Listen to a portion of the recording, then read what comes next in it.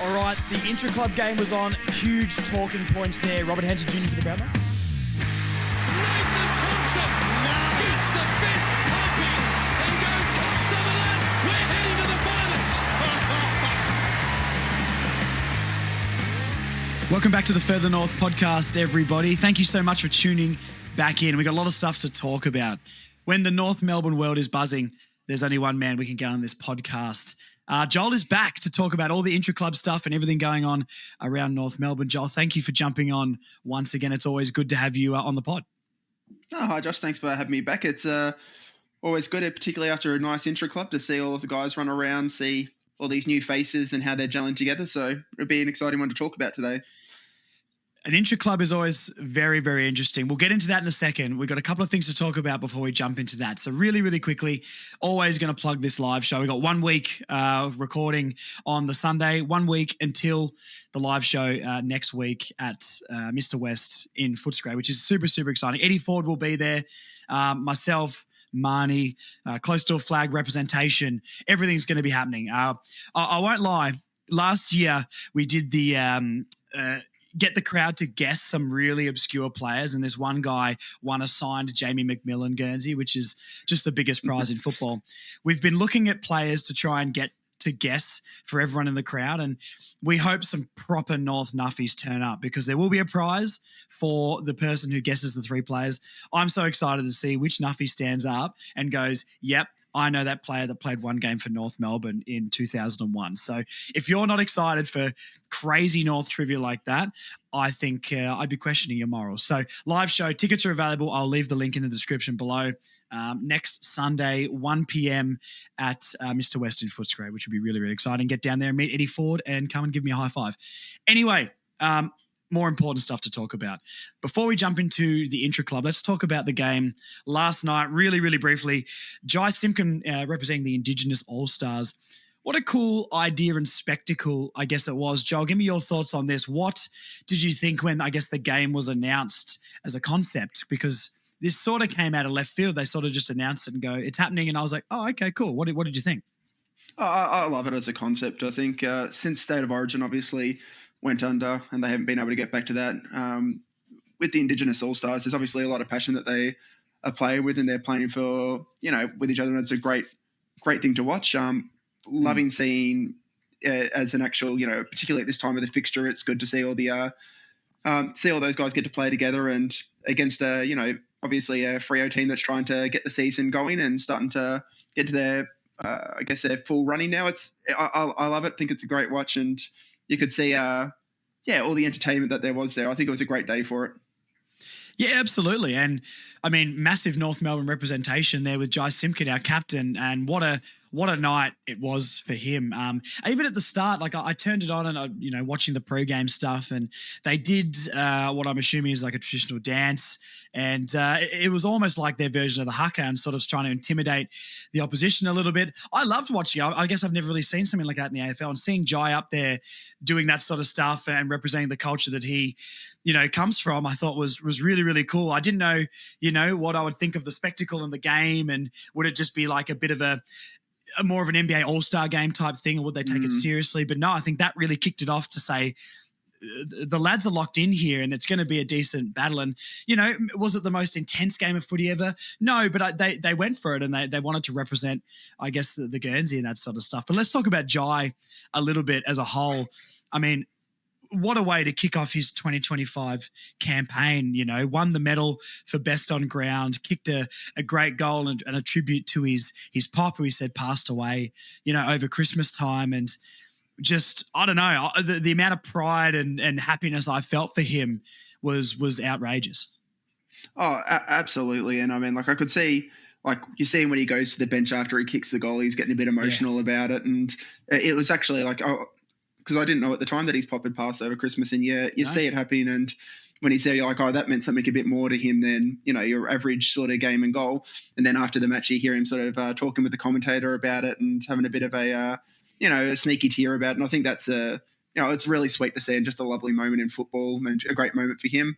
I think, this off season, the preseason that I've been watching him as well, he's been looking in absolute top nick, and he's absolutely rearing to go. And you could see how ready he was immediately in that game. Like, he was dominating everything, the possessions, I think 30 possessions, 10 clearances, a goal, just everything. He did everything on that field. It was a really great performance.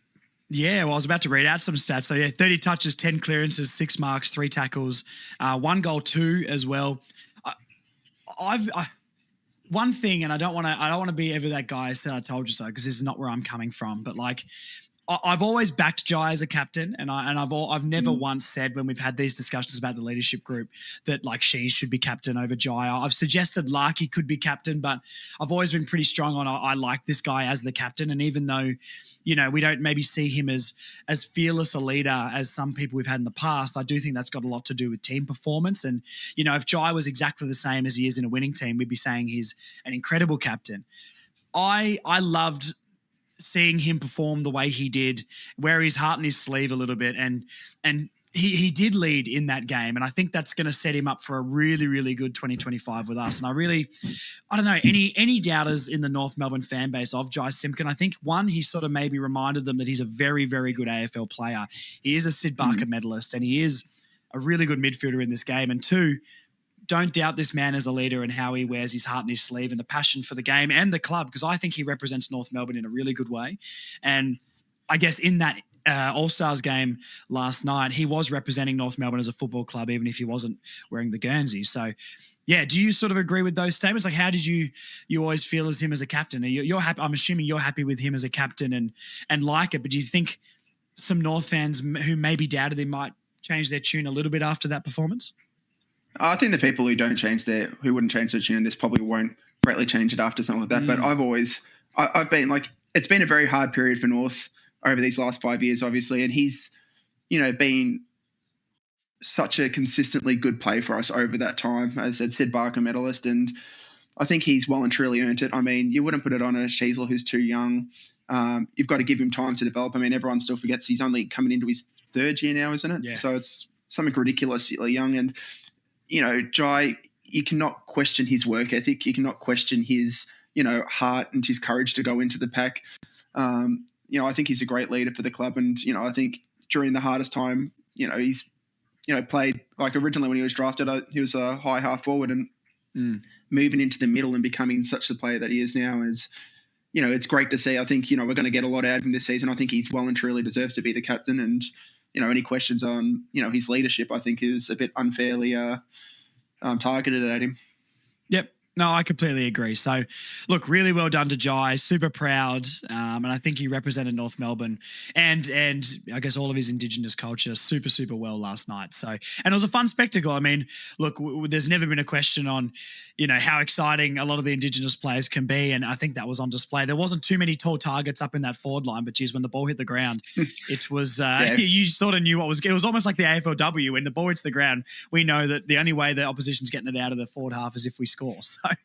It was super zippy and so many like handballs behind the back of the head or just doing things you're like, yeah, that's footy at its best. And let's be honest here, Jai did the most important thing by winning the Polly Farmer medal, which was keeping it off Horn Francis. Yes, absolutely. Yeah. when everyone was celebrating and Horn Francis like ran over and like tapped Jai on the head, I said, "Don't touch him. Get off him." I got defensive. Very much. No, very much so. No, it's just nice to see. That, like I said, it's good. Obviously Horn Francis is a very good player, but it's very nice to see Jai just still show him who's the leader. Yeah. That's right. Yeah. So Jai Simpkin is going to poll more Brownlow votes than Horn Francis this year. You can take that to the bank. Anyway, before anyone clips that up, let's get into this Intra Club game. I was excited for it, mate, and I had to work at the time. I watched the replay as soon as I got home from work. I can't believe how excited I was for this being just a boring old Intra Club game, but I think every North Nuffy was really, really dying for it. I'm going to give you a couple of, I guess, notes I've got here, and you've got your own. So let's just start dissecting it. Let's go to sort of team performance first before we talk about individual players. Game plan-wise and structure-wise, what did you see in the Intra Club game that maybe surprised you? Because personally for me, and we had a little bit of chat about this before the show, I didn't see much difference, but I think we executed things we've been trying to do better. But what was your thoughts? Yeah, no, probably very similar. I think like we're obviously working on transition. I think that's been something that we've been working on for a while in like a lot of the match sim setups and a lot of the training games. You see that being worked on, and I think we've done that fairly well. There was who was it? I think it was Braden George talking about one of the things that they were really being driven in the off season was I think he used the term driving the car, which is when you've got the ball, you have to take a bit of time with it and take responsibility for the ball when you've got it, which is. I think all of us last year who watched would often see, in a centre clearance situation where the ball would be tapped down and the first thing that they would do was just kick it forward. Yeah. They wouldn't take that little bit of time to develop the play and, try to get a little bit of free air, which in this practice game, I think you saw that a little bit more. Like there was some really nice centre clearances this game and a couple of really nice tap downs and that, which we'll talk about. But no, it was really, I think that was the only major things that I would sort of say is a shift. Otherwise, yeah, obviously you're playing against your, the less likelies and the VFL guys, but, they put up a good effort. They played very well for good patches as well. But no, it was a good watch. I think the only thing I noted was those kind of things with, I guess, taking more responsibility for the ball and taking a bit of time to develop, and the transition was probably what I noted myself. Yeah, absolutely. It was very clearly an A team and a B team out there. There was a few names on the B team that I was interested as to maybe why they were there. Like you had, I think Whitlock was on the A team. You got a guy like Eddie Ford on the B team. And I'm assuming it's just matchup based. I wouldn't be reading too much into it, but very, very clearly an A team and a B team. I'll hit us with a negative on team play really, really quickly. Unless it's one of maybe three guys on the team, I still think our forward 50 entry was pretty bad. And that's something that I was a bit concerned with, obviously, all last season. Well, for years, to be honest. I don't really think we did much in the way of delivering well to the forwards. There wasn't much lead-up play. It was more kick to packs and getting out the back a lot more than it was. I don't think Larky took a leading mark in the game. I can't remember Darling doing it. Zurhaar maybe got one, potentially Curtis. But, I think the forward line functioned fairly well. But from a delivery point of view, I still felt like we won the ball pretty cleanly. And we'll talk about Powell and LDU and Sheasel in the middle. But I still don't think that we were lowering the eyes and trying to hit a target. And I don't know if that's just because Larky wasn't leading or Darling's not leading, or it's still not the, intention. But did that come across to you at all? Because I'm still pretty concerned about our forward 50 entry. Yeah, there's passages of play where you sort of don't see it as well. And it's a bit hard to know what the setup is leading into those often. Like if the defence had just flooded back exceptionally well at that time and you were sort of being forced to do the dump kick, or if it was the lead up situation. I agree with you. I didn't see a lot of huge amount of lead ups. I think a lot of the good marks inside 50 tended to come from a bit of individual brilliance from like obviously Colby, or I think Curtis hit a couple of nice kicks, and I think Daniel might have hit one or two.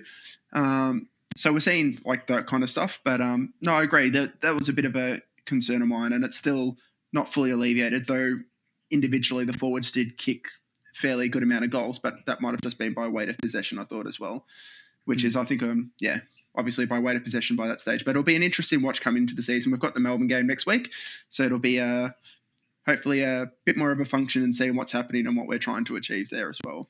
All right, let's get into some individual players then. My first note here is going to be the most obvious note of the day. The Tom Powell preseason hype is real. It's 100% real. And it makes me feel a lot better with Wardlaw having his hamstrings not at their prime right now. Tom Powell being there makes me feel a lot better and makes me feel okay about that. What did you think from Tom Powell's performance? As I say, all off-season, originally at the start of the off-season, I was concerned that he would be the fall-off. And then every game I've gone to and every sim that I've seen of him and everything you've seen of him on the field is just incredible. The man's obviously improved his engine. His speed is actually still there and his strength is still there. Very impressive game. There was that one, unfortunately, goal that got turned over where he's managed to burst out of the pack, got a hand pass, ran to 45, kicked a goal, and then they've had to reverse the decision at one stage. But it was a nice passage of play leading into that. So I was very happy with that. He looks so explosive. It's just another level from him. We saw this last preseason and we all got very, very excited over what the potential of him could be.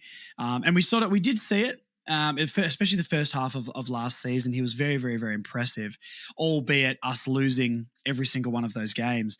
I don't know. I just think he looked so comfortable, confident, and he's started getting that strut, that you sort of like, he knows how good he is now, and he knows that it's time for him to step up. So, him in that midfield, I think we'll be able to cover Wardlaw off until he gets back. And then if you put Powell, Wardlaw, I mean, Sheezer was fantastic, and LDU was super explosive as well. I mean, an LDU, Powell, Wardlaw midfield is so explosive, and I think it could be super, super exciting, not even adding Shees or Colby or anyone else to that. So, look, the hype is absolutely real on Tom Powell, and I'm here for it. Let's talk about maybe the midfield group that played. LDU definitely took a step up from some training footage and intra-club footage that we've seen. He still seems on cruise control a little bit, but definitely had some moments where you're like, yeah, we know what we're going to get from him. Shees, I thought, was very impressive. Drifted in and out a little bit, but when he was around the ball, I mean, his class and touch and just finesse on the football was fantastic. Who else stood out for you in the midfield group beside those maybe main three? What did you think as a collective? Yeah, no, very much so. Tend to agree with you on it. Like you've seen, I said, Powell. The only thing I'd add for him as well is that I think every season he's improved statistically, and I think LDU had a very similar trajectory where every off season he was improving. And I think we're right to the peak for him. LDU, Shees, Kirch to a large extent, like you'd have like a quarter where you would see them just absolutely put the foot down, and then you're like, yeah, that's what they're about there. I'm not concerned about them. And LDU, obviously, he tends to take it a bit I think he's third gear this year. Last year it was second. He started slow last year. I think that might have been part of it. But this year, I feel like he's a bit more primed and ready to go. The other thing I'd note as well is a bit of a surprise for me, which is Duursma moving into the middle for the red team for 3/4 and then the pink team for 3/4 and then the blue team for the fourth. Yes, that was my next note. Yeah, surprisingly impressive, I thought. Like he was getting, like, obviously he's worked on his engine and getting to the ball a bit more. And I think he was really, really positive there. I was really happy with his output in the end. Well, you've been a little bit of a Duursma, not a skeptic on his talent, but, maybe questioning where he's at, especially through his preseason and, getting dropped last year and maybe not forcing his way back into the side. This is the first time as a fan base we've really been able to see him in the midfield. What did you like from him in the midfield? And does this sort of move or change the mark of maybe where you think he's at this preseason? Absolutely. I mean, I did note down for myself, I think this is arguably the most complete game I've seen him play for North Melbourne. He obviously has, games where he's kicked 3 goals and that, but it's often, just his pure brilliance and in smaller patches, where this, like, first quarter and second quarter, he was all over the field. Third quarter, he started to slow down a bit, and then obviously fourth quarter when they switched sides, I think he had slowed down a bit by that stage, but you start to see him put together the things that he does exceptionally well, which is really nice to see.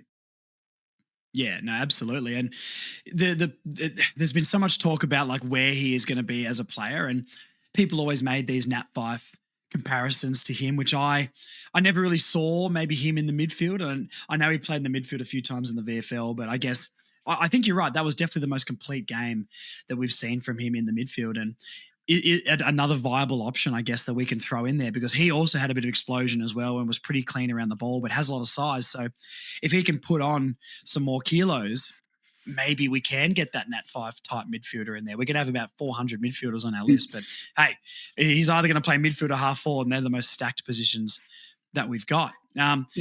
Anyone else in the midfield group? I mean, Bailey Scott, I think, was pretty good running up and down the wing. I mean, classic Bailey Scott stuff. Ends up in the forward line, ends up in the back line, ran all day. Give us your rundown actually on Finno Sullivan, because I've seen some people praising his performance. I think he was good. I don't think he was a crazy standout for me, but he is an 18-year-old who hasn't played an AFL game. So I'm definitely not trying to play it down, I guess. I'm just, he was really clean when he got the ball. I don't think he had any moments where I was like, wow, but clean with the ball, can be explosive and got in the right positions around the football, I think. But what did you think of him? I really loved his output. I think, yet again, like, he's not going to be a high possession, 30 possession player or, even mid-20s. I think what you'd be looking at for input for him is probably similar to what we saw from Tarant, where you're getting those 16 to 20 disposals, 2-3 goals, and each time he touches it, it's silk. Like there's a couple of positions there where you've seen his ability to step around traffic, create space for himself where others aren't able to. And that was on full show, I thought, during the game, which I really enjoyed watching. I think he is a real chance to slot in on that wing. You also saw that a couple of his marking abilities during that, like in that first quarter where he broke a nice overhead mark. That's going to be a real strength of his come during the season. But him starting on the wing is looking more and more likely. I think he's really pushing his case for that starting position. So it'll be interesting to see what he does with that. The other one that also, just to add to Duursma's been training a lot on the wing generally. So that'll be a position that you'll probably see him play before. He obviously attended a lot of centre bounces this game. I don't see that during the season or during the VFL, maybe a couple during the VFL, but it's going to be more so that wing position, I think, in half forward is my gut feel for him.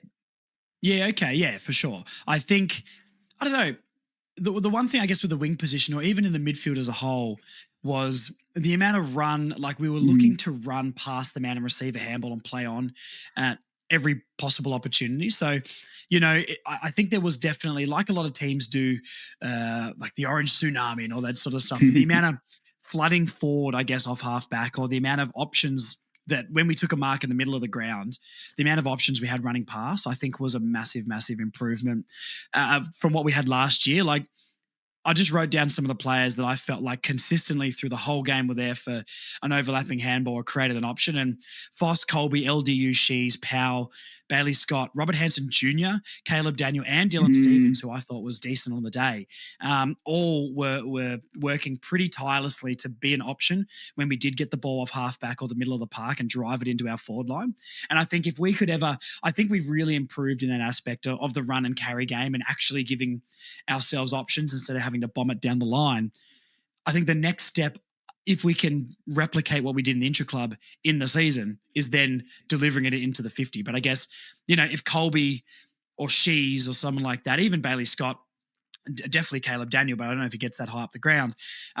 If they're the ones kicking into the 50, I'm really, really confident that it's going to go to someone. But still, if it's anyone else, I'm pretty sure it's going to end up on the top of Larky's head or Darling's head. And hopefully a Hansen Jr. Zurhaar looked quite good in the game, and Paul Curtis at ground level was pretty good. Hopefully they can sweep it up. But, fantastic work by all those guys from running past and getting a handball. But still, the inside 50 stuff has to be a little bit better. But I'm going to make a quick point here on Dylan Stevens, and I'm definitely not saying that he's screaming, put me in the round one team. I thought he was really good for the pink team yesterday. I thought around that right half back area, really, really clean, sort of receiving the ball from a kick out and moving it up the field. I think he competed really well, really good disposal, which I think has always been a trait of his. And I think he was really good. I didn't see anyone really talking about him. And I know a lot of people have written him off in their minds. And I know I'm the Dylan Stevens stan from last year, but I thought he was really, really good for the pink team. I thought he was one of their better players on the day. But how did you feel about that? I completely agree on that. I think he managed to, in a really tough situation, he was one of the leading midfielders for them. You saw him start to get CBAs in the second half particularly. But everything coming off that half back line when they were getting slammed was coming through Dylan Stevens for that pink side. And for a half, they were extremely competitive. And I think he was, him and Ford particularly, I think, were very big reasons for why they were, and Cooper obviously at the moment, Cooper Harvey lots to talk about, but they were big reasons why they were so good in that situation. I think those guys were just, for the pink side, they really stood out. And I mean, they needed to because they were the, AFL players and the more experienced AFL players. But, of course, Dill was, I thought he was surprisingly really good during that game. Like he's obviously out of the best 22 currently is the field because he didn't move across to the blue side until like late into the fourth, I think it was. But, he's obviously working exceptionally hard and still trying to get himself into that side. And I think, with an injury or two, he'll come in and, he could really stake a claim if he, works that hard and stays, in that area.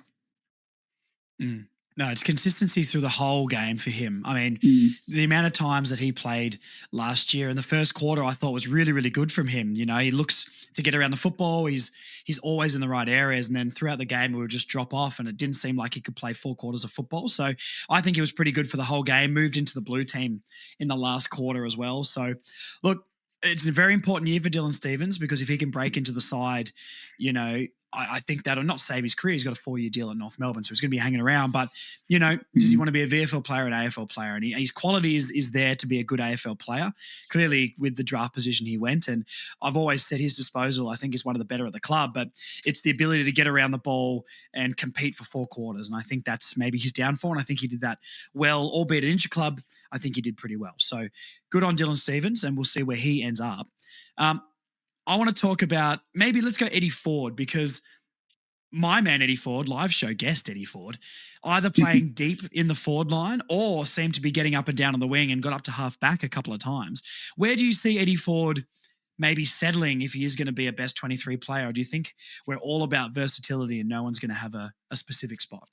I think we're all about versatility now, to be fair. Like Hawthorn's model seemed to be their small forwards and their mid forwards tended to move right up the ground to create mismatches and run back towards the forward line, creating those goals. I think Ford is that kind of player that will be doing that. Like he managed to, I'm not sure how many goals he kicked, if he kicked any, but he was really dangerous in that forward line and he was moving right up to that wing and he's competing so hard at the ball. Like he was, yet again, really impressive in different passages of play. When he moved across to the blue, I think he missed on a goal that he probably should have kicked, and he was probably wasn't really happy down about himself. that either. He was not happy about that. No, it was an unhappy Elvis. But otherwise, he'd been unhappy Elvis in that situation. But sounds like the worst Hungry Jack's burger ever. The angry Elvis. He's got the angry onions going for it. God, but no, he was. If his very nickname good. becomes Angry Onions this year, please put our names on that and quote that because that's fantastic. The Angry Onions. We'll see if he likes that at the live show. One of the players I want to talk about the most, Caleb Daniel. Now, I arguably think he was best on ground. I think he is so important, and I arguably would say he's our most important player in the team. Not the best player in the team. He's going to be fantastic. I, on the Hot Takes episode, did tip him to be top 5 in our best and fairest, but I love what he did. He was everything, kick-outs, receiving the ball around the half-back line, moving that ball into the middle. Like we've been hearing from training, I don't think he missed a single kick or handball all day. That being said, I'm pretty concerned with anyone else running it off half-back. When the ball didn't go through him coming out of the back line, it did look a lot like it did last year. But when the ball was in his hands, we look like a completely different team getting it out of the back line. And then those powerful midfielders that we got can drive the ball forward. I genuinely think he's our most important player. How do you feel about that? Do you think that's too big a statement, or what did you see from Caleb during the game? I'd probably say too big a statement, but that being really, said, oh man, that being said, he is exceptional. He's going to be exceptionally important. He's going to be. You would hope in those. There's a lot of games last year where we put ourselves into really good positions and we gave up barrages of goals really quickly. I think he's going to be exceptionally important in that situation because Cecil would be able to usually hit a kick in those situations, but we didn't have a lot else going for us in those moments. I think he's going to be one of those players as well that's going to be able to stop, slow down, hit the right target and make the game a bit more on our pace. A bit better than Fisher, or not a bit, significantly better probably than Fisher was in that same situation. But, you know, Fisher's also going to have another year under his belt in that position, so it'll be interesting seeing him coming back in. He didn't obviously play yesterday. So it'll be an interesting watch. I think he's going to be, he was one of the best on field, absolutely, and I think he's going to be an extremely important play for us. I think it's actually a role that I don't think we've got. Like, you don't want to have to be moving McKercher back there, and you don't want Sheasel to play that role because you want them to be the aggressors off that half-forward line. So it'll be an interesting watch, but definitely extremely important. Most important, a little less. Well, look, I think when I say most important, I think I mean like him coming into the team is giving us exactly what we needed last year. So Larky's probably our most important player. You know, if a midfielder like Wardlaw goes down, we can cover that. If, you know, other types of half-backs or half-forwards go down, we can cover it. We don't have a player off half-back like Daniel, especially when we want to put McKercher up the ground. So I honestly think I think he might be the most important piece that we've added to play the way we want to play. And maybe that's more where I'm coming from there, because he just seems to unlock. I almost think he's the key to Northball in a way, because Northball can't start unless we can get the ball out of our back line. Northball starts like on the wing, you know what I mean? And then we go forward. So I just think he's so important. And then when we had, and I think Luke McDonald played pretty well, and I'm pretty convinced that him, Elmac and Caleb Daniel will probably start off half back in round one. I just think even with McDonald there, like took a bunch of good intercept marks, and I thought his disposal was pretty good and, competed all day.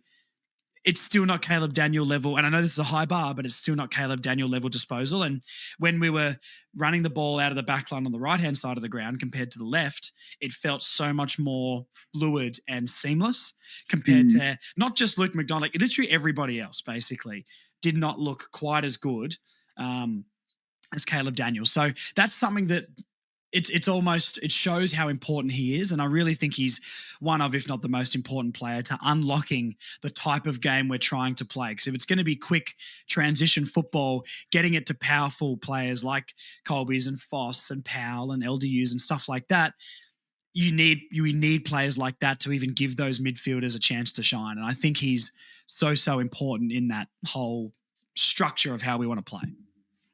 Yeah, I mean, I'll agree on definitely structure is going to be extremely important. And he'll, like, top 5 BNF seems extremely likely for me. And, I mean, if you're in the super coach leagues that you're going to set up at some stage, if you don't have Caleb Daniel in it, you're doing something very wrong. He's definitely going to be extremely important. I think, I agree with you. I don't think we've got older players that can run that role particularly well. But he'll be very, very important going forward for us in that. I think his speed, his accuracy of kick, and that is something that he has that not a lot of other players on our side could do. The only one I think could do it closely as well would be McKercher. But as I said, I wouldn't want him to change where he is. And Daniel, his leadership and his age is what we've taken him for. And obviously we paid a steep price for him, but this preseason he's done nothing to suggest that, we're not going to get high value out of this guy over the next, 5 years, 6 years.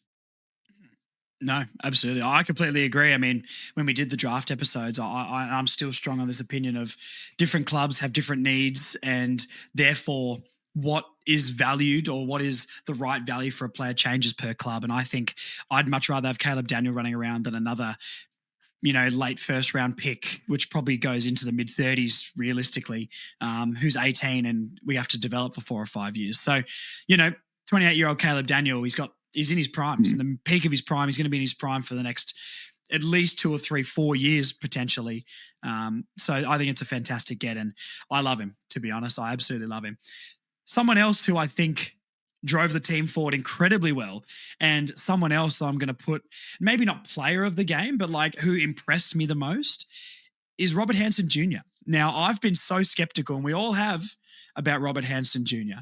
He was really good yesterday. He looks like a different player, pushing up the ground higher. His crumbing off a pack and his ability to drift on the outside of a pack and receive the ball and push it forward, I was really, really impressed with. How did you see RHJ's game? Because I was so impressed. Yeah, no, very much so. I mean, as I said, like towards the end of last year, you saw him sort of flick a switch and start to really improve in his game. And by, over the off-season, there's only been positive news about him, and we've talked very highly of him. I think I was still saying, through the piece of time, I saw him as our number one, because Constantine's obviously making a bit of noise and doing fairly well as well. But I still thought Hansen Jr. was still just edging and still ahead. And the most important thing that he did for us, well, he did 2 really important things. He, number one, kicked goals, which was exceptionally important because we haven't had small forwards kicking goals for a while. And he also set up quite a few goals as well to add to that as well, which is, yet again, another really, they're the 2 things you really want to see him doing besides tackling. Yeah. So it'll be a good watch. I'm really, I was really happy with this game. I think he was, obviously within that forward line, they functioned exceptionally well. Like, I think Bull kicked 5 goals. Like he kicked 3 in the third. Darling, I think, kicked a couple, and Hansen kicked a couple. So, these players are starting to pick their pick themselves into the club. And, if he's kicking that on the A side and functioning in that forward line, we're getting what we want out of him. He's also, as you said, moving up the field a lot more, that higher forward and moving towards the ball, which you see, a couple of other clubs doing now. So it's going to be really, really good to watch, I think. I think he's a real shot now to be in that first round side. The Melbourne game, if he has another good game in that one, I think you could just about lock him in. Yeah, that was Mike's question to you, was does he start round one? And I think, look, like you said, there's a couple of preseason games to go first before we fully lock him in or anything like that. But I think my gut feel is that he probably is going to start, even if I didn't hear anyone have him in their best 23s, including myself. So, really good job by Robert Hansen Jr. Really, really happy for him and really glad to see another pre-season of improvement from him. And who knows, we could have a little breakout year from RHJ. His partner down there, Jacob Constanti, did you see much from him? I don't think he kicked a goal, but forward pressure was definitely on display. That's the real asset of his game is his tackling. I think he had a good game without being too noticeable, to be fair. He's not one that really particularly stood out to me in anything other than like a couple of nice tackles here and there and a couple of nice pressure acts. But, what I really want from our small forward, which we haven't had over the last few years, is goal kicking. So, I think that's what the club will be looking for as well, is someone who can, be dangerous around the goals a bit more. But we'll see. As I said, still plenty of pre-season. I loved his tackling. I loved his intent, but it's going to be a question mark, obviously, what else he'll offer besides that. But, he's got a good pre-season still to add towards it still. But I don't think this was his game to fully showcase everything he does. Yeah, no, absolutely. I think, I'm with you. I would take the goals as well that Hansen Jr. showed in that game. I guess it makes it a lot easier on someone like a Hansen Jr. who's not maybe going to bring the pressure, which I think was improved by him. He laid a couple of tackles where I was like, you actually tackled someone, mate, didn't just hold on to them and let them run. So, good on him.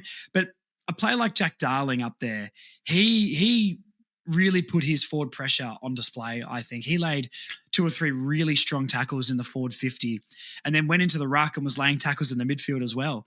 I was really impressed by Darling's game, and I think he sort of showed exactly what we think he will be, where he's not going to be an explosive, game-breaking player.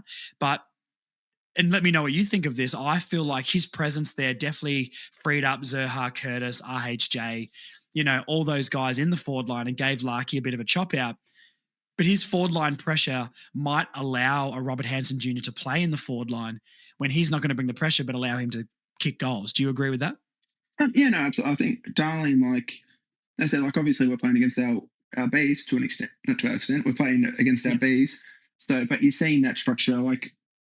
I think I remember when it was Petrie, Waite, and Ben Brown, and they were talking about, the idea isn't to, all of us to kick 6 goals in a game or that. It's like, if one of us is kicking 4 or 5, if as a unit we're kicking this many goals, that's what we're aiming for.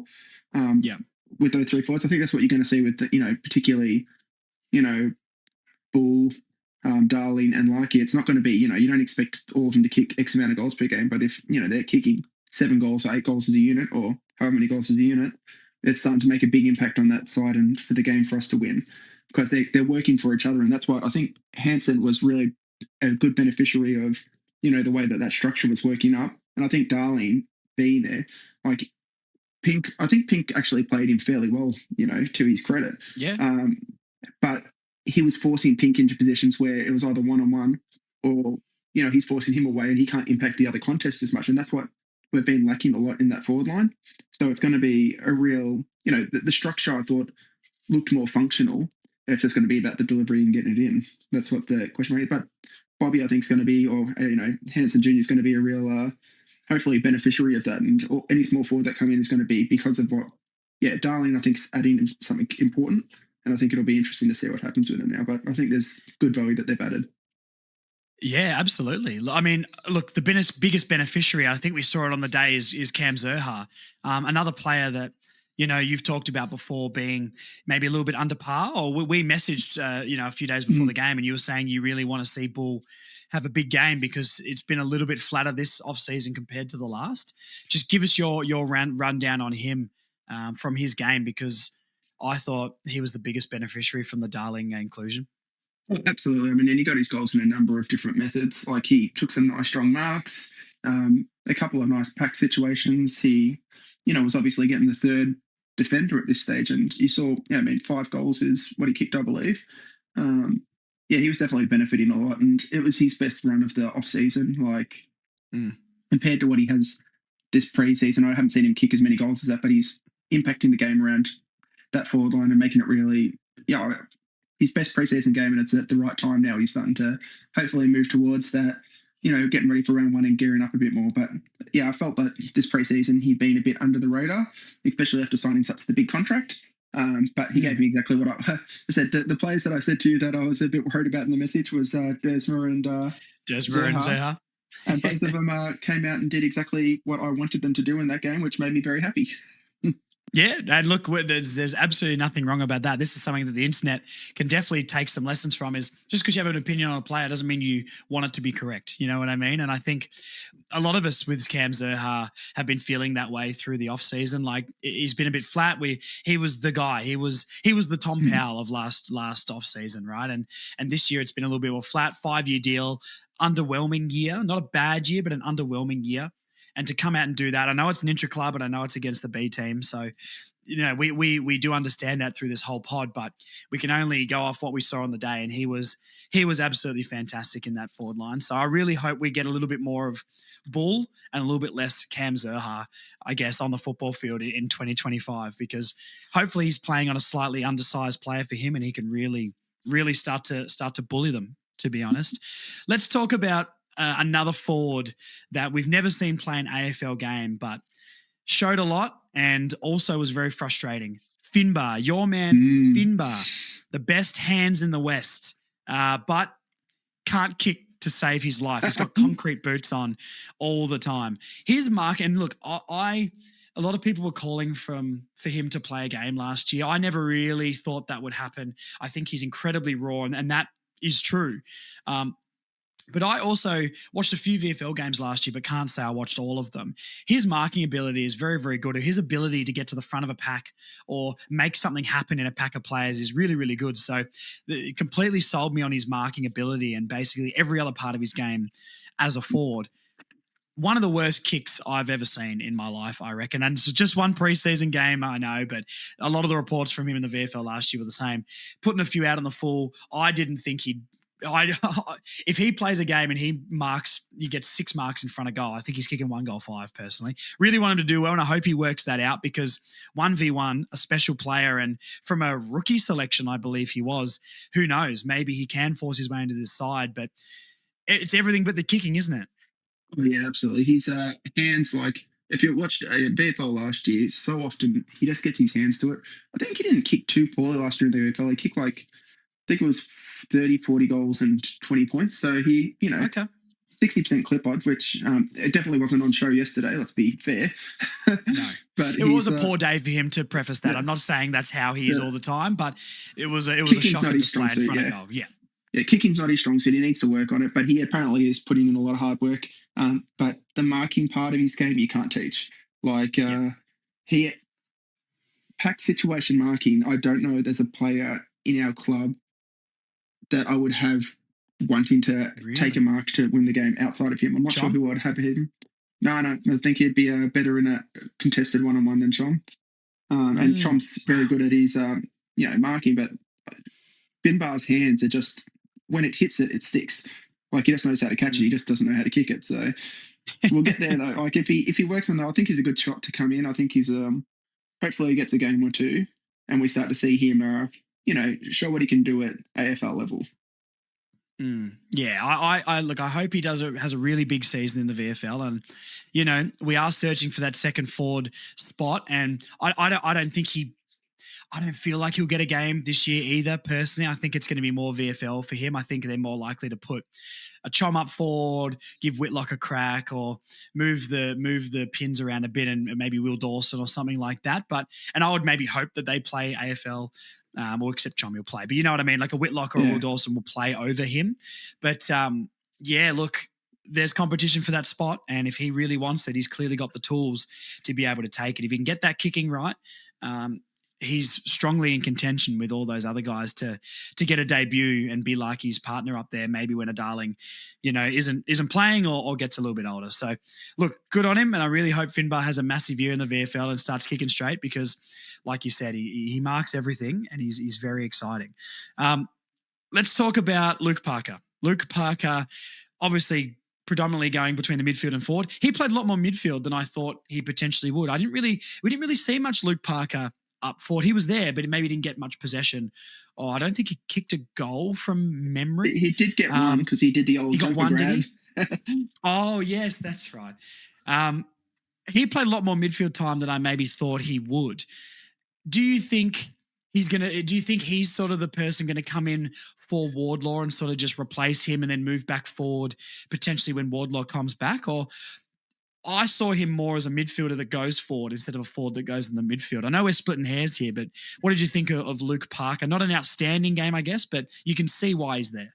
Oh, absolutely. I mean, there was one particular play where I saw, or one particular, I think it was when the game was a bit closer at one point, and you had the mids come together and Darlings come up. Oh, it was that 8-minute, the 8-point section in for the first half. The simulation of the 8-point thing. Yeah. Yeah, you saw Parker in there and he was giving instructions to everyone, and you saw Darling move up giving instructions to everyone, and you're like, that's why these guys are here, is to teach these exact moments. And that leadership's going to, my gut feel is to start the season, our top 3 midfielders or CBA percentage will be like your LDU, your Powell, and your Phillips to start the year. Okay. Then you've probably got Parker and Cheezel just behind them. That's how I think it'll start. It'll be Do you think Phillips is going to get more CBAs than Parker or like a Cheezel? I think he will to start the year. The reason I say that is Cheezel doesn't, for defensive balance, Cheezel can come to the ball and be that second receiver, and he'll do that exceptionally well, where Phillips doesn't have that asset as well. Phillips is a first possession getter and a great tackler, so you sort of want him to have, you want to be using his assets to the most. Parker, when the big moments are happening and when the games are, if the other team gets 3 goals or 2 goals in a row, that's when I think you'll see Parker move to the middle in that situation. It's my gut in that feel. Collingwood game, like in the fourth quarter, like a Collingwood game last year. Absolutely. Yeah. That's when you'll see him get to that centre and just to calm things down and say, listen, boys, we got this. So yeah, chill out. Yeah, chill out. But he'll do that well. And that's what I think. It wasn't his game. I don't think it was his game, but his preseason has been near, He's probably in third gear as well, mate. He's done this so many times. He'll fire up when he needs to. Oh, absolutely. And his preseason, outside of this, all these other things, he's, basically, one of our best players on the field all the time. This wasn't his game for it, which is fine. The other guys, you saw a lot more of, so that was exciting to watch. I was pretty impressed with Harry Sheezel's contested work as well. He looks just a little bit, of course, this is the natural progression, but he looks a little bit bigger. He's put on a little bit more size, or maybe looks a little bit more comfortable to get under a pack. He burst out of a couple of stoppages as well through the game. And I was like, not that he couldn't do that before, but he just looks to put on a little bit of size and have a little bit more confidence, maybe when it gets a bit more physical, not just trying to receive it on the outside. And on the outside is where I would rather him be getting the ball. And obviously you want those extractors to get him the footy and the McKerchers and your Foss and stuff like that. But I really liked what I saw from Shees. And another guy that matched up on Shees from time to time on the pink team was my man, Luke Urquhart. That guy is AFL ready physically, which we all knew, but it was good to see him in a hit out against AFL players. I think he was really, really good for the pink team. Once again, I don't think anyone in the pink team maybe blew anyone's minds away because it's harder in a B team with half the team being VFL players and things like that. But I really liked what I saw from him, and I reckon he'll get some games if we get a couple of injuries. He looked ready for the contest. He didn't mind getting his head over the footy, and physically, mate, he looks like an AFL player. I really liked what I saw from Urquhart.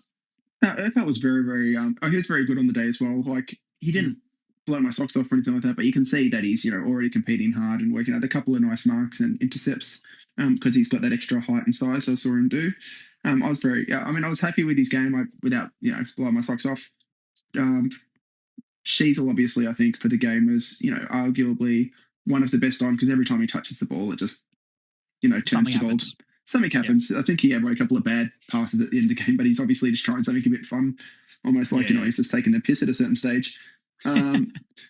But yeah, no, I think I was sort of disagree. I think there was one player I thought that on the other side that did an extremely impressive role for what he did, which was Cooper Harvey, which I think was a bit, like he had that game where he kicked 3 goals. Tom gave away a really silly free kick to him to give him back-to-back goals immediately. But, he was he was impacting around the ground. He was an absolute pest. And, starting fights with his own teammates on the other side. I did see that, yeah. There was a lot of that for him. But, that being said, like, he's competing exceptionally hard for a spot. We haven't had a pest like that, I think, in a while that's just really annoying the other side that much. So it's good to actually, if that's his niche in our side, you've got a lot of other sides have those kind of players like, not like that he's Papley. At that level yet.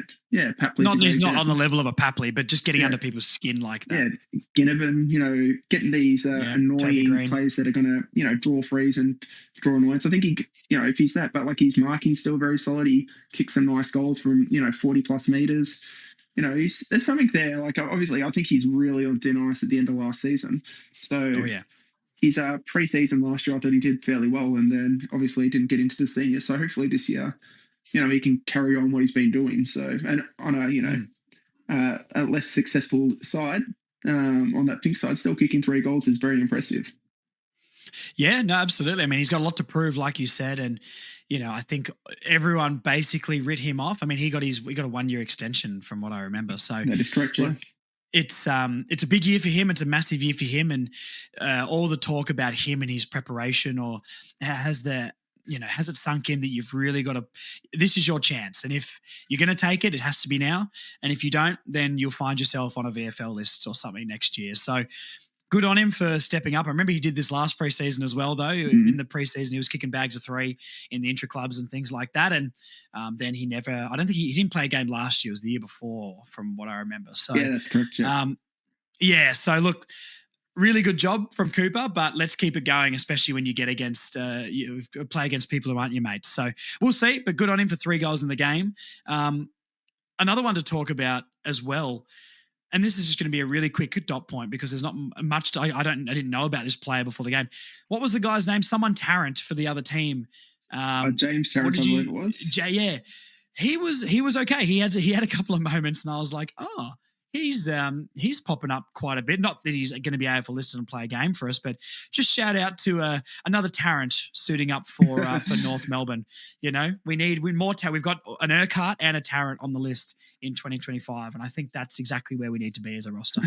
These are fair points. I think. I mean, we need to really, we're going to hopefully get another Kerry at some stage, and then, we've already got another Archer, another Harvey, so let's start getting these names back. Stevens as well, so watch out. Surely Crocker's got a son, or Anthony Rock, or someone like that. Joel Crocker. Oh yes, that's right. Of course, he was listed for a season, I think it was. So, I hope he's doing well. Taylor Goad. Let's talk about Taylor Goad. We got a few. I don't know if you've read back to the comments on the Taylor Goad chat that we had a couple of weeks ago has been one of the better performing clips that we've put on YouTube. I really like Taylor Goad. I think, and I'm a Bryn Teagle man, I think he's right there with Bryn at the moment. Look, we didn't see much of. I wish we got to see a little bit of Goad up forward, just a quarter of it, just to see if he can take a mark and kick a goal. But going against Teagle and Sherry all day, I think the improvement, like we chatted about, and people in the comments did say, you're getting way ahead of yourself, boys. Well, cop that, because he looked pretty good. And look, is he going to play a senior game this year? Potentially, but maybe not. So we understand it's 2 or 3 years until maybe he could play consistent AFL football. But, I thought he competed really well, and the improvement on last year is the biggest at the club. His 24 to 25 is by far the biggest improvement at the club. He looks like a player who's meant to be on an AFL list now. He's getting the size. He's got the Western Australia hair of all I do is surf. When him and Urquhart were around the ball, I'm just like, this looks like a Geelong training drill with that sort of wavy surfer hair. So, really well done by Taylor Goad and going. I think he went to the blue team. Jerry he did. Was only meant to play half a game, I think, and then got subbed. So, look, really good job by Taylor Goad, and this is, I guess, the first time as a as a fan base, we've been able to see him play a game after all the hype is coming for Taylor Goad. So great job by Taylor Goad. But what did you think of his game? Because I think there was a moment where he burst out of the middle. He roved his own tap, I think, and burst out of the middle and delivered it straight to Finbar, which was his moment of the game. And I was like, play. let's settle down here, Taylor. Let's not start talking about round one squad, sir. What's going on? But yeah, give me your synopsis on him, mate. Oh, no, absolutely. I mean, he obviously yet again, I don't think this was his best performance in the offseason, which shows you how good he's been. That being said, like, he contested exceptionally well. That it shows you at 208 centimeters, that exact play that you talked about, just absolutely wow. Like, yeah, knocks it down, runs onto it, bursts away from midfielders, and then kicks it 50 meters and hits Finbar with arguably the best lead-up kick that we had all game. So I agree, yeah. Yeah, 280 centimeter bloke just putting it straight on someone's chest. I mean, look, the kick was, well, it sort of went over the back, but Finbar used his body very, very well. But Taylor put it in space for him to go and get it. And if the ball wasn't put exactly there, it probably gets brought to ground instead of Finbar being able to sort of get out the back a little bit and take a pretty easy mark. So, look, I'm sold on the potential. I'm not saying I'm sold on him as our ruckman, but by the end of the season, if it's him and Jerry in the team and Goad can go forward and all that sort of stuff, that's sort of what I want him to work on. I mean, I think we can all agree Sherry is going to be our ruckman for the next 10 years, I hope, unless an injury happens. But his trajectory on form is clearly up. So Jerry is our long-term ruckman. How does Goad develop to fit around him? And that does come with forward craft. So, do you think that Goad can start being that second or third forward option and play that role? Or do you think he's a ruckman and it might be hard for him and Sherry to work out in a few years' time who might be the ruckman or who gets playing time? I think it'll be like hard to work out who would get the playing time at the moment. I don't think it's a great marriage for the two styles of play that they are. That being said, I still think Goad's a few years away. Just because Goad's best assets are when the ball hits the ground, he's a midfielder. So, like, at 208 centimeters doing that's impressive. He'll be able to rest forward and take marks and create a lot of drama. But him and Cherry is also a ruckman, except he doesn't have that rest forward as well, though he did kick a few goals last season. That's not his biggest strength. But he does that okay. So it'll be an interesting marriage, those two coming together and trying to play together. That being said, I mean, if that's a problem between those two players at a point, we're having an exceptional year. Like, it's not a bad problem to have, is it? No, absolutely. And I mean, he's got every single asset that you could want from a player. Like, he's, I said, at 208 centimeters, that agility to a couple of times picking it up low and, just like, he's not like Cherry's beating him in the right contest, as you would expect. Like, Cherry's, massive and been in the system for 8 years odd. That lovely tap behind his head was something super special. But it'll be a interesting watch. Like, Goad will be there. Goad's, if he just continues to develop as he is, it's going to be a very special, very, very special player that we've got there. Yeah, no, I agree. And I really, really happy that he put his skills and his talent on display for the fans to see for the first time during a game. So, we're not saying that he's going to play, 5-6 games this year. I think it's going to be, the year after or the year after that we really start potentially see him playing consistently, but really happy for him to put the talent and to do what he could do in front of the North Melbourne fans for the first time. And especially if you don't really watch the VFL, and even in the VFL, probably not the place to see his talents on display last year. We were talking Jacob Edwards last year in the VFL for him, which is not a good place that you want to be. But no, I mean, he's clearly a much, much, much more talented player than that, and looks to be better at the level. So let's talk about the defenders a little bit, because we've talked about the halfbacks and things. But let's talk about key defenders. I thought Chom was the best defender on the day, best key defender on the day. Grew into the game. I don't think his first half was like, wow, he's marking everything. But I think second half, he really started to intercept a lot better. Disposal-wise, needs to tighten it up. He's not as bad as like a Ben Mackay or anything like that, but does need to tighten it up a little bit. I really liked that they're playing him down there and that's where he's going to be played. Really liked his game. Core, I think, did a decent job on the pink team. Only played half a game, but we didn't really see much from Darling. I think he played on Darling a lot in the first half, if I'm not mistaken. So I really liked his game, sort of a little bit inconspicuous when you think back to it. His opponent didn't do much, and that's kind of his role. So I really liked what he did. Griffin Logue, I think he's going to have a great year, and I think he's going to make our backline a lot better. But I found that Griffin Logue sort of just a few spoils and did a few things here and there, but sort of just floated around. So maybe not an incredibly impressive game from him. What did you think of those three? And then we can go to maybe your two Dawsons and Pink. But what did you think of Core, Comben, and Logue? Core only played the half, and then he spent a lot of the time particularly coaching from the sideline, more or less, which is a real skill for him and something he's really helping develop a lot of these young guys. Logue only played a very short period of play. Like, they didn't get a lot. I wasn't even sure if it was only one quarter. It might have been, because I didn't really see him in the second, I don't think. But he'll, yet again, I'm not too worried about him. I think he'll get there. Chom, my concerns with him usually are around his one-on-one defending. Like, he did a couple of nice intercepts as well and took a couple of bigger marks, which is what we've come to expect of him. But my concern with him will be when he has to go one-on-one and beat guys one-on-one, which I think is an area that he's still got to work on significantly. I'd agree. That being said, and a couple of silly free kicks. Like, he's got a bit more mungle this year, I think. Like, he's getting a bit angrier on the field. Like, it was a silly free kick to give away to Cooper Harvey at that stage. Apparently they're mates of those two. So, and it is a practice game. So practice. So, but that being said, like, discipline's very important. Like, I mean, if you look at the Patriots with Belichick, he wouldn't let that slide, that kind of thing. Mm-hmm. So it'll be an interesting watch with him.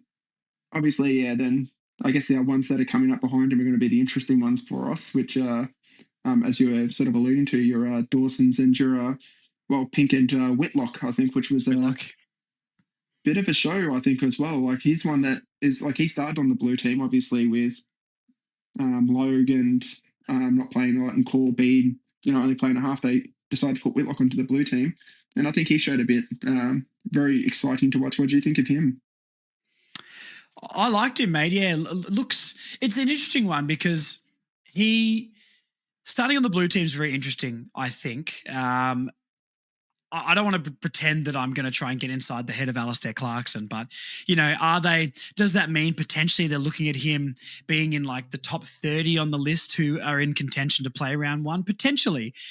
I liked him. I think, his marking ability is there. His size, maybe not physically, but just length is there to jump and take a mark. I would probably I still wish he was playing in the forward line. I still can't get over that we've drafted so many key defenders and still we wonder, Darling and who's going to take that role? We've got about 400 key defenders now on our list. So I'm still not happy that he's a defender. I still want him to play forward. But look, I think he was pretty impressive. It didn't blow me away, but once again, it is a new draft pick's first hit out competitively, I guess, against AFL quality players, all that being their teammates. So he was good, mate. It didn't maybe blow me away per se, and I think I'd still rather go with a Will Dawson, or I still think Comben, Logue, Core is the three to start down in defence at the start of the year. And then you can look at like Callan Dawson, I think competed pretty well. No defender blew me away in this game. Let's just say that as a blanket statement. And I think that's because, playing against a B team and half of them are VFL players, they didn't maybe have quite as much to do on the blue team. So I don't think anyone had the ability to stand out. Whitlock probably stood out the most, but I think that's because he's new. Chom, I think he's intercepting. And I agree with you that he's got a little bit more aggro to him this year. I think that stood out to me. Core and Logue, even if it was limited minutes, they were just sort of there and did okay. And that's about it for the defense. The defense was underwhelming as a package, but you don't want your defense to be standing out too much. I think the defenders never get the credit, as we know, and that's because it's grit and grind down there. It's bring the ball to ground, it's intercept and just get it out of the area. So, I liked Whitlock, and I think he's a really exciting prospect. I still think he should be going forwards, but look, he's clearly got what it takes to make it at AFL level. And I can see why we sort of made that big trade for him. With an asterisk on that because I thought he was coming in as a forward. But yes, he's going to be a very good AFL player. Yeah. Well, that nice, there was one link-up play that he did with Kurtz, which I really loved, just the agility and the speed to be running down the wing with him. Played a smother, didn't he, and kicked the ball into the 50 for a Paul Curtis goal, if I'm not mistaken. Hit him on the chest, absolutely beautiful. It was a smother on Dill Stevens, I think it was. That's right. Then he's managed to get the ball back straight away and deliver that absolute beauty to he's a nice player. I mean, like, he's very skinny, but he's also 200 plus centimeters, I believe. So, yet again, his athleticism at that size, he could be, not this year. I actually am starting to think he'll get games this year the similar way that Will Dawson did last year. But I think he's one to really watch. He's got some assets that are really, really special. And, you know, I think his upside's really, really high now. Like, watching what he's doing at, you know, his size and his agility and his engine is already really impressive. It's just size that kid needs at the moment. When he gets it, he'll be interesting to a very scary prospect, I think. So you're the coach, round one, and you have to pick Whitlock or Will Dawson. Both your men. Who are you picking? Only because there's not enough of a preseason behind him at the moment. I would go Whitlock because there's not enough behind Will Dawson. Though Will Dawson's put on a lot of muscle, so it'll be, and he only played half the game, and he saw a couple of nice, you know, reach-ins, and there was one of Hansen Jr.'s goals that he kicked that I remember watching, and you see all of a sudden this big figure absolutely sprinting towards him, trying to get the tackle. And I was trying to figure out who that was, and I've had to slow it down and go back, and that was Dawson absolutely closing speed on him, which, you know, as a 200, I think he's 200 centimetres as well, 200 centimetre key position defender, chasing, like, he didn't get the tackle or anything like that. He's not going to get the credit for it. But it was the effort, though. The effort was there, and that closing speed was actually really impressive that he was working that hard. So it'll be, I really love Will Dawson. I think as a back, he's going to be super exciting to watch. Whitlock probably would get a nod ahead if it was round one, just purely because of he's actually had a preseason. Will Dawson hasn't yet. Yeah. Do you think it's a problem that we're getting all these guys that we can see the need to get AFL minutes, and we've just got a billion key defenders? Let's talk about Callan Dawson and Toby Pink. I thought Toby Pink held his own pretty well. He's big boy, Toby Pink. Like, he looks to be bigger than he did last year. Maybe it's the buzz cut he's rocking now, but I don't know, man. His shoulders look big, his arms look big, and he took a few good marks back there and was pretty solid. Callan Dawson. I think he's really good one-on-one, Callan Dawson. I think he more often than not will bring the ball to ground. So I think he was really solid as well. Geez, we got a lot of key defenders, man. Like, what are we doing? What are we gonna do? Well, I mean, it's going to be when Will Dawson and Matt Locker are expected to be playing their highest amount of minutes, like, is in 2-3 years, is my gut feel. And if those guys are hitting their peak at that stage, that's when the side's going to be hitting its peak, you would assume. I mean, Chom, there's still question marks on Chom for me. I love Chom, but there's still question marks on his defending for me. I think Kalen's the better one-on-one, and I think Chom's the better interceptor. That might make I'm not convinced that Chom plays round one if Kalen and Loga are there. I think there's a question at that stage. Wow, that's a massive call, mate. I couldn't even see a world where I like Callan Dawson. I think he's a really solid player, but I couldn't see a world where he plays over Charlie Comben if they're both fit and ready to go. Yeah, the only thing I would say is, like, for that is, I think depends, like, the better one-on-one defenders, like in certain situations, like round one, we're coming up against the Dogs. If you've got, you know,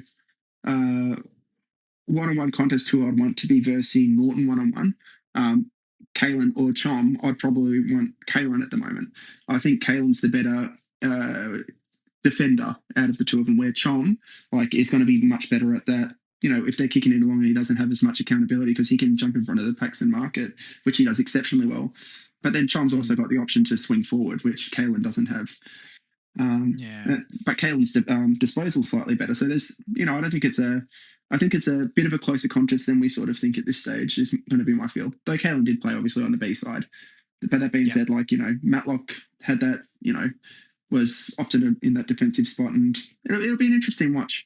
But Chom, as I said, Chom have still got small worries, but it'll be he'll start the season is my gut feel, and it'll be does he develop those aspects? Because those can develop absolutely, which is, Yeah. you know, we know what Kalen I mean, is. Chom's only 22 to 23 years old, I think maybe Yeah, he is. he's So, very young. you know, still so much time to improve. And I guess you've got to play to improve those sort of things anyway. But look, I see what you're saying. I guess maybe Dawson is maybe the lack of size against the Dogs is maybe the thing that makes me hesitate compared to Chom being the bigger body. But, you know, I guess Callan's still a big guy. So, look, yeah, we'll see. It'll be very interesting. I mean, no Hugo Hagen for them in round one anyway. So we're talking Darcy and Norton. You know, I'm not too stressed about Norton, even though, you know, he's not the best player, Aaron Norton, I think. But look, any Bulldog on any day, as we know, can tear North Melbourne apart. So I'm not going to take it too.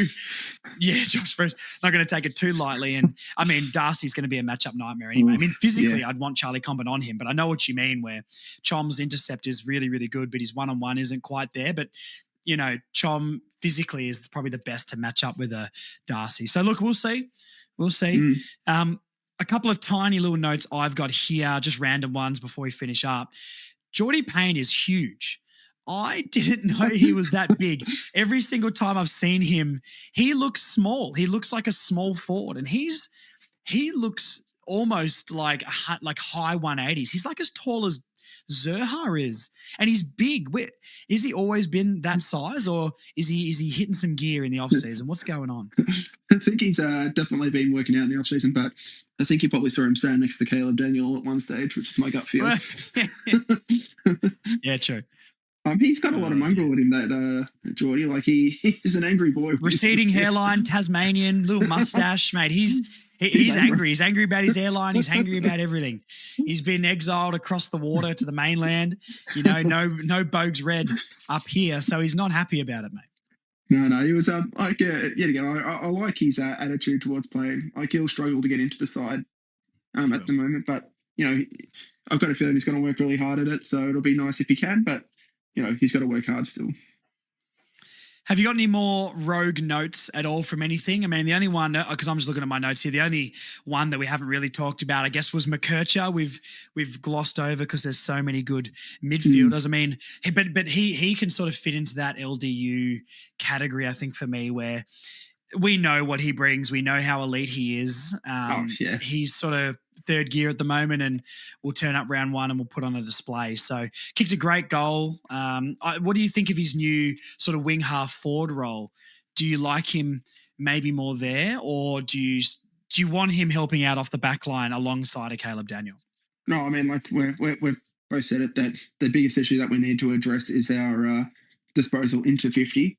And he's the one who's actually, you know, like he had 3 or 4 just lovely hit-ups in that game to, you know, marking targets. And that's what you get him for. That's what you use him for. His speed, he moves the ball so well.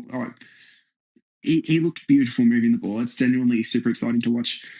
You want him to calm down a bit so that Tassie don't try to make too much of a play on him.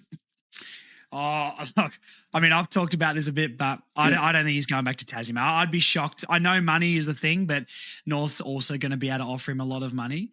So I don't know, man. I couldn't. I would be shocked if what's he going to be, 20, 21 when his contract's up? I'd be shocked if there's a 21-year-old young man in the AFL wants to go back to Tasmania. Look, I love Tassie. It's my home. I lived there for 20 years. You know, I was his age when I moved. What he's going to be when he gets the opportunity. There was no way I wanted to stay down in Tassie with what it offers. Anyone who's Tasmanian listening to this, I'm not. I love the state, and every time I go down there, now I'm 30, I go, should I move back here? It's really, really nice. But I didn't think that when I was 20. So I genuinely, I would be shocked if he moved back to Tasmania, even lifestyle based. It's an hour flight. You can get a flight for $50 to go down to Tassie, and you get, what do they get, 15 weeks off a year? So look, I would be shocked if he went back to Tasmania. I think, knowing I had mates who made the AFL and they knew they were moving from like 15 years old. And we're, like, Jesse Lonergan is one of these where I went to school with him the whole way through, and we knew he was going to be at that level from a very young age. And he got drafted to the Gold Coast, didn't quite make it in the end, but lives up there now, has his partner, and that's his home. And Alex Pearce is another one like that. There's so many Tasmanians that, you know, aren't all flocking back to Melbourne, which is closer. And I believe Tasmanians have a little bit more oh, this is going to hurt some people. Some more integrity than running home to mummy, than some people maybe moving from Western Australia or Victorians playing over in Western Australia. So I'm not too concerned about him leaving personally. I think he'll stay and sign a massive whopper deal. Yeah, that's what I tend to think will happen. So I love Kirch. I think he's going to have an exceptional season. I reckon he's going to be top 5 Agreed. BNF, and I think he's going to be a huge reason why we get a lot of wins this year. Yeah, no, I agree. On the predictions pod or the hot takes pod that I did with Big Chief, it was I said that this year Colby will be talked about like we talked about Shees. I think I can't believe that the media and the outside football world wasn't talking about McKercher in a similar vein we talked about Sheesley in his first year. Was he as good as Shees in his first year? No, but he was very close for me personally. He was elite, averaging 26 touches a game, I think, on incredible foot disposal efficiency off our half back line first year. Yes, he missed 6 weeks through the middle of the year with an injury, but he was incredible. He was the best first-year player for me in the AFL last year. I can't believe it didn't go to him. And yes, it's easy to say that as a North fan, and Dempsey was very good, but it's easier to do yells in a Ferrari than a Nissan Leaf. So I really think McKercher didn't get the shine that he deserved last year. He's elite, McKercher, and he's going to be an A-grader coming out of 2025. Yeah, 1,000%. I think he'll. I think it'll. Yeah, because like when we've got to remember that when they did talk about Harley Reid and all the trades they were making, at no stage did North put the number 2 pick on the table because there was we were never offering the rights to Colby for him. That was never on the table. Yeah. No, I think he's so underrated, mate. Like, I can't believe people don't talk about him in higher praise out of the first year players. It's genuinely just bias against a smaller club and not taking notice and not doing their research, I believe, from a media perspective. I mean, look, me being in the media is more about making shock headlines than it is about actual analysis these days anyway. So no surprise there. But hey, we've got a genuine gem on our hands. Yes, we lost the game in the end, but when pick 1 and pick 2 played against each other for the first time last year, there was absolutely no hype around that. That wasn't a storyline that was made, which is baffling to me. It was all Harley Reid and he's playing against North. Harley Reid took a hanger and got 12 touches for the game, and McKercher had 37 9 rebound 50s and 80+ percentage by foot off the half back line, and not a single word was spoken about him in the same game. So look, criminally underrated. Had a better, more consistent year than Harley Reid for me. Harley Reid probably has the highest ceiling, just personally. I mean, I'm not doubting Harley Reid's quality, but Harley Reid had 5 cracking games last year, and the rest he was okay. And McKercher had a really good season. I mean, he averaged 26 disposals, mate. What more can you say? So anyway, That's enough McKercher gushing, mate. If you want, or unless you want to say anything else on McKercher, tell me how you feel. No. I mean, he's special. Like, he's very, very special. Yep. Like, his ability to move in traffic, that couple of those targets that he hits like across his body and back inboard, like, he's just special. I mean, we're going to be very spoiled with that midfield going forward. Like, very, very spoiled. Yeah, no, I agree, and I'm excited to see him bang a few from outside 50 this year because that left boot is chef's kiss, as they say in the industry. Any more notes from anything from you? That's about all I've got here on the game. We've done about an hour 15-ish at this point. So any more notes from you about the Intra Club? The only thing of note that I'd probably like to mention, I guess, was Pucker. I think he only played the second half, but he actually got a fair bit of it and did a fair bit with it when he had it. So I sort of wrote him off for round 1, just given that he hadn't been playing yet, but I think he's going to play round 1 now. Which was this player? Sorry, I didn't hear. Pucker. Oh, but yeah, okay, yeah, for sure. Yeah, true. You know what? I saw a photo of him, and he's got the buzz cut now. I didn't know who it was. I was like, who is that guy? Like, is it Caleb Daniel with his helmet off? I don't know. It's very hard to recognise at the best of times, Sucker, but like now he's but like, he's a mature body. He will run all game. He'll that's why Clarko loves him, is he'll get from possession to possession to possession. I think there was one play where he's like kicked the ball to someone, they've held it for a little bit, and then he's received the ball like 30 meters up the field again. And I'm like, how did he get from there to there so quickly? And like, that's the kind of thing he offers. Like, he's a boring player, for lack of a better way of putting it. Well, true. He's a boring choice, but Fundamentals only. Fundamentals only, but you need those in every side. And I think that's what I reckon he'll play a lot of footy next year. Like, those who are expecting him to not play, counting him out about best 22, he's going to play probably 15 to 22 games, I reckon, unless injury. Yeah, you're probably right. I mean, for all the basketball fans out there, he's a very Luke Cornett type player for the Boston Celtics, which is, he's never going to impress you. He's never going to be like, oh my God, he's had an absolute blinder, but you're not upset that he's there. And he kind of just ticks along and does what he needs to do. He never stands out, but he's the closest thing to Sam Gibson that we've got. I think Sam Gibson's probably a better player. Let's not get that too twisted. But, he's in the realm of Sam Gibson-esque, where he just he's there, he's solid. Sam Gibson was better though, so please don't say I'm saying as good as him. But you know what I mean. You know what I'm trying to say. Yeah. I mean, like, he's going to be that player. Like, I mean, that's the reason we've got him in our list. We need someone to push him out, and I'm not sure if he's playing across that halfback to wing. I'm not sure who pushes him out for that role at the moment. Yeah, well, look, I mean, we didn't even talk about like Hardiman or anyone like that. Again, Hardiman wasn't a massive standout for me in the game. I thought he wasn't either. Yeah, he was okay. He didn't do anything wrong per se, but playing on the pink team maybe didn't stand out like a Dylan Stevens did, or an Urquhart did, or a Taylor Goad, or even a Toby Pink. I know there's a different types of players, but they were definitely more standouts to me than Hardiman. I still back his ability, but a lot of preseason hype on Hardiman, and mainly because he came back with big muscles. But he was okay. And I don't think in that game he kicked the door down for I should be playing round one.